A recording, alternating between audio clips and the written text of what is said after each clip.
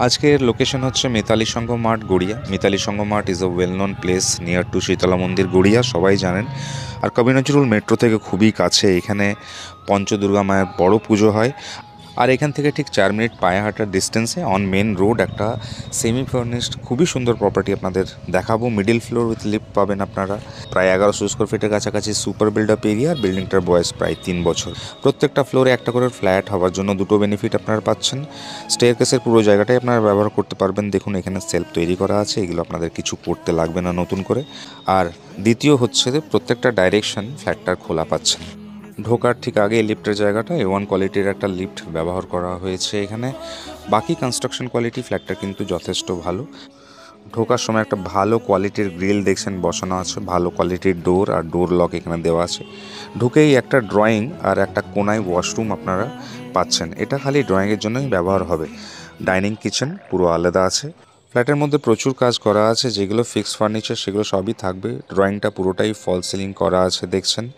ড্রয়িংয়ের মধ্যে দুটো জানলা আপনারা পাচ্ছেন, একটা ইস্টের দিকে জানলা পাচ্ছেন, একটা ওয়েস্টের দিকে জানলা পাচ্ছেন।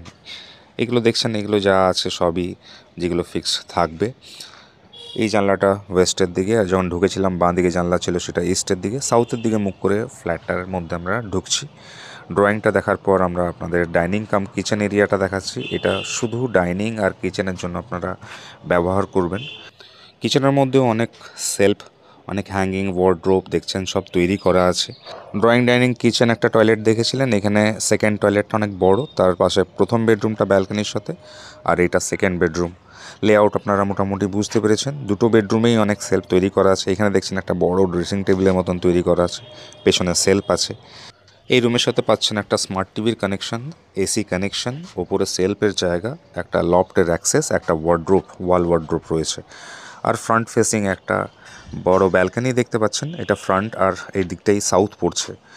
সামনে রাস্তা কোনো দিন ব্লকেজ হবে না। এটা সেকেন্ড বেডরুমটা দেখছেন, তার সাথে একটা পুজো স্পেস, আর ডান দিকে উপরের দিকে হ্যাঙ্গিং ওয়ার্ড্রোবগুলো থাকবে।